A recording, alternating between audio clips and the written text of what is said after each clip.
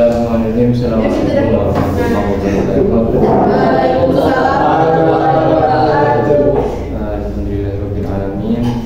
Jadi pada pertemuan kali ini kita akan belajar bersama-sama tentang sebuah kitab yang berjudul Maqasidus Shaum. Teman-teman ada yang tahu apa artinya Maqasidus Shaum? Maqasid itu artinya tujuan puasa. Kitab ini, karangan ini ditulis oleh Syekh Izzuddin bin Abdissalam. Teman-teman tahu ini tidak? Syekh Abdul Qadir Al-Jailani tidak? Tahu. Ya, Syekh Abdul Qadir Al-Jailani tahu ya? Tahu. Dia mendapat gelar Sultan Aulia, rajanya para wali. Nah, sedangkan Izzuddin bin Abdissalam ini mendapat gelar Sultanul Ulama, rajanya para ilmuwan, para cendekiawan. Banyak sekali ya karangannya, mulai dari yang tipis sampai yang tebal berdiri-diri, itu banyak. Baiklah, mengingat waktu kita, sebelum kita baca, alangkah lebih baiknya, dan ini juga adab ya, ketika mempelajari suatu ilmu biasakan mengirim hadiah kepada pengarangnya. Apa hadiahnya?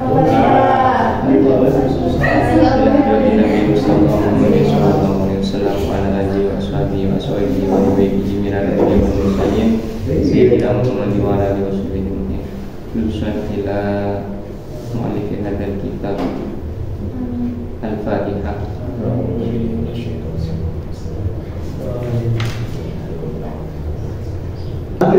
Jadi kitab Shaumi wa fi asrul musulin, dalam kitab ini menerangkan tentang puasa. Ada 10 bab dalam kitab ini. Yang pertama adalah faslul awal fi wujubiha. Jadi pasal yang pertama menerangkan tentang kewajiban puasa. Ada sebuah ayat, mungkin teman-teman masih ingat tadi yang dibacakan oleh siapa? Pak Sulaimi. Ya ayyuhalladzina amanu kutiba alaikumus syiyamu kama kutiba alal ladzina min qablikum la'allakum tattaqun. Ini menjadi dalil akan kewajiban puasa. Artinya, wahai orang-orang yang beriman, telah ditetapkan atas kalian puasa sebagaimana ditetapkan puasa itu untuk orang-orang sebelum kalian, agar kalian bertakwa. Jadi orang-orang dulu sebelum kita, sebelum masanya Nabi Muhammad, umatnya Nabi Muhammad ini juga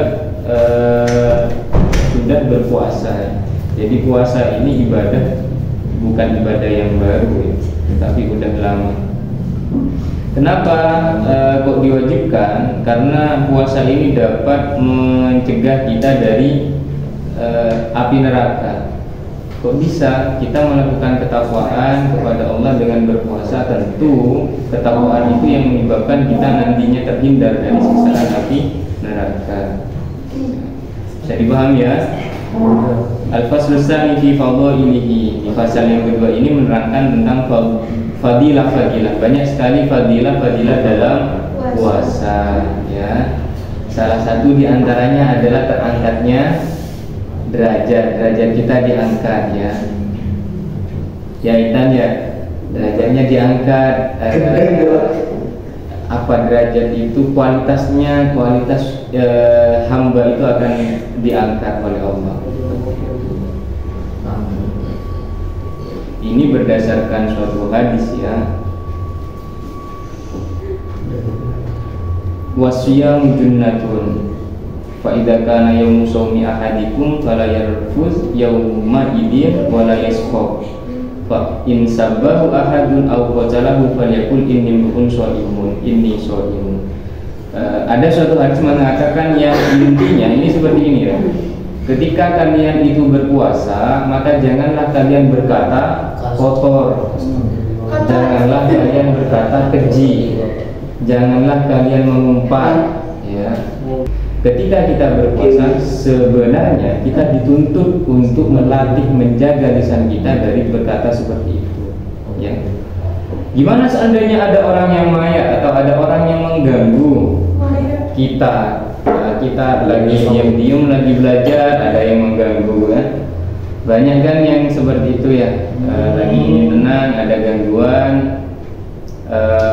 ada yang nyenggol misal, ada yang nantang-nantang. Bagaimana? Maka sesuai dengan hadis ini katakanlah ini so'imun. Apa artinya ini so'imun? Aku sedang berpuasa. Tapi jangan disalahpahami, perkataan ini so'imun itu bukan untuk menyombongkan diri. Keterangan ini disampaikan oleh Syekh Izzuddin bin Abdissalam.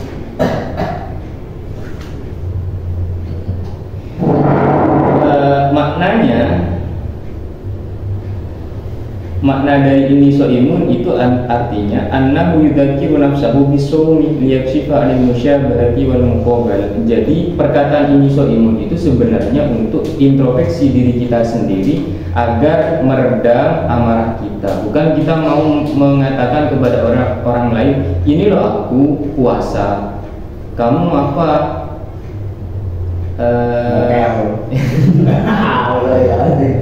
Kamu siapa, orang mana gitu kan.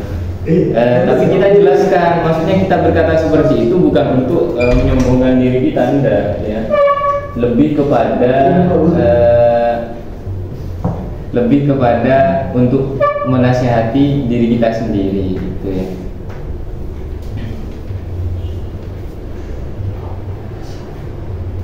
Liyakshifa 'anil musyabahati wal muqabalah, artinya agar tidak terjadi pertikaian atau pertengkaran seperti itu ya.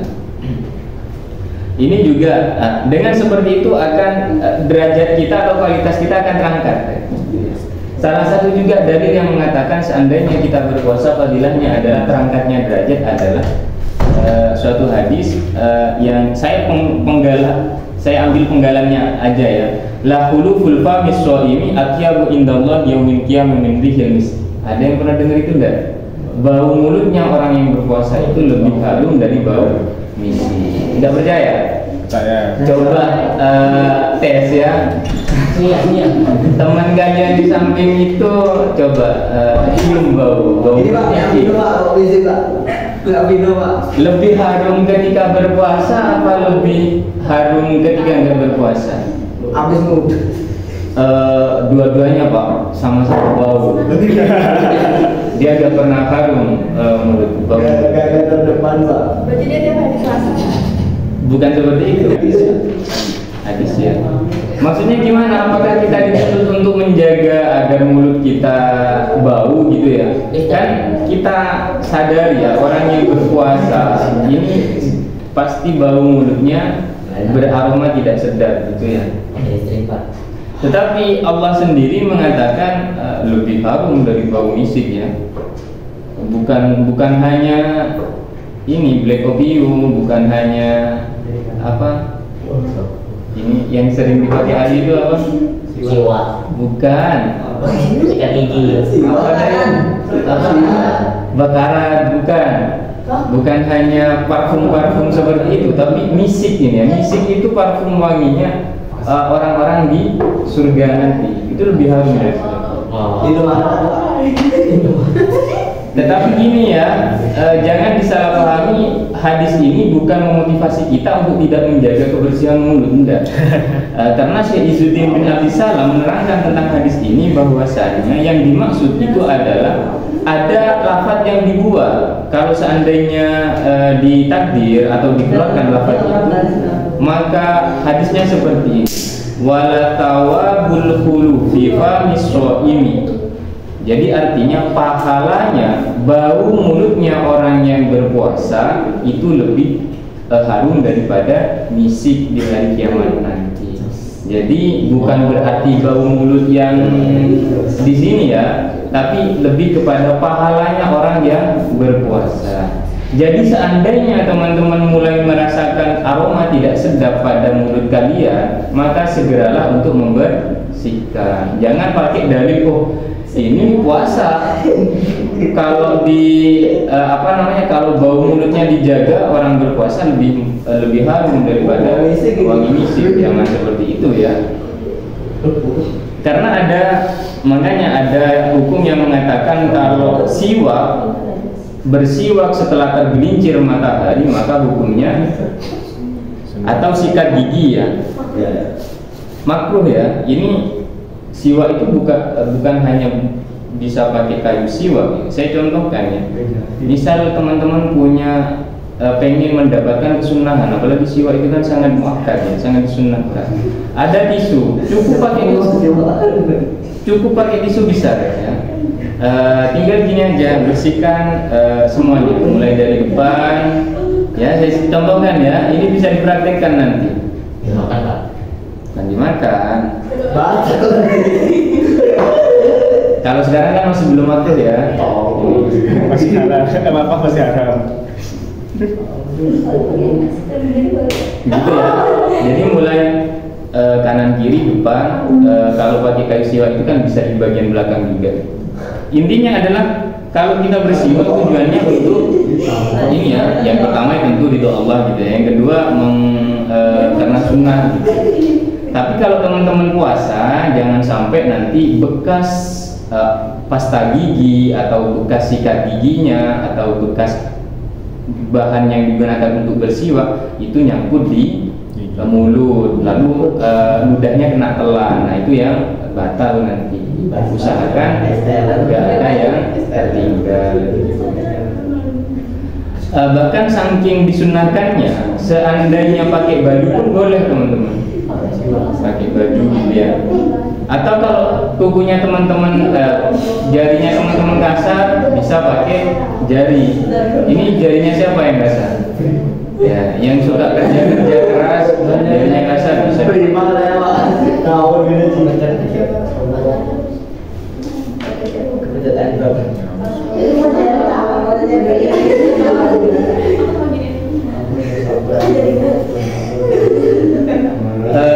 Fadilah yang kedua adalah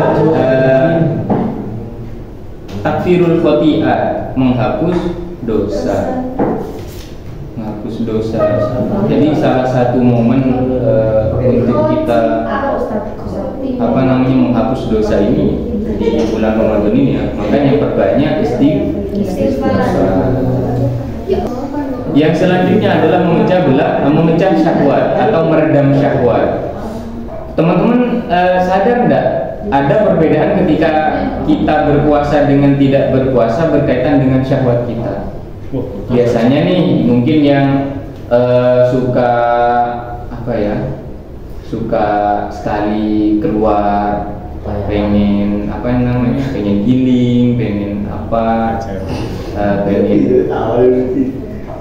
intinya hiburan gitu. Tapi ketika kita puasa nafsu itu mulai meredam, mulai tidak ada gitu.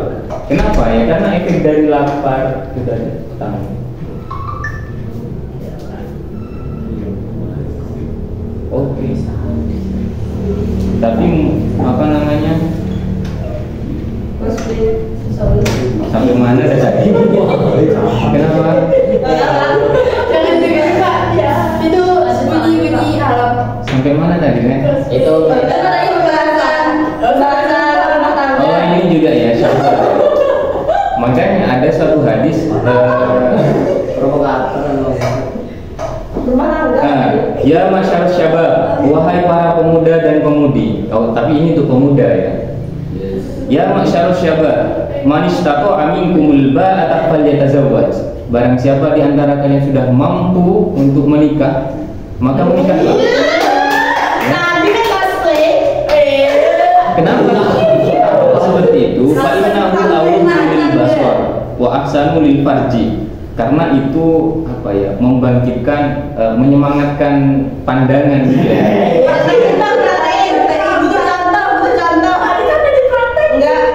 Yang pertama, wa ahsanu lil farji, menjaga kemaluan. Maksudnya ya kita menempatkan sesuatu pada tempatnya ya. Gimana? Wa man lam yastati. Tapi ini seandainya kalian nggak kuat gimana? Nggak mampu, misal biaya nggak ada nih. Saya biaya ada, Ustaz. tetapi untuk kesiapan belum. Maka fa illam yastati fa alaihi bisyam fa inna lahu wijabun. Seandainya kalian tidak mampu untuk menikah maka berpuasa. Ya. Jadi seandainya ini udah ada yang kebelet mungkin. Aduh. Mungkin ya seandainya Intan atau Naya atau siapa lah ya.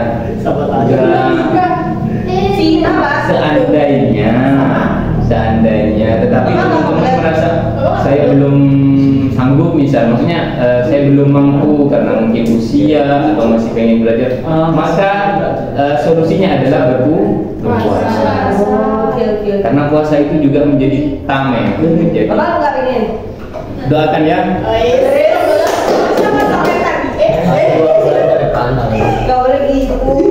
Cukup ya untuk hari ini ya, untuk pertemuan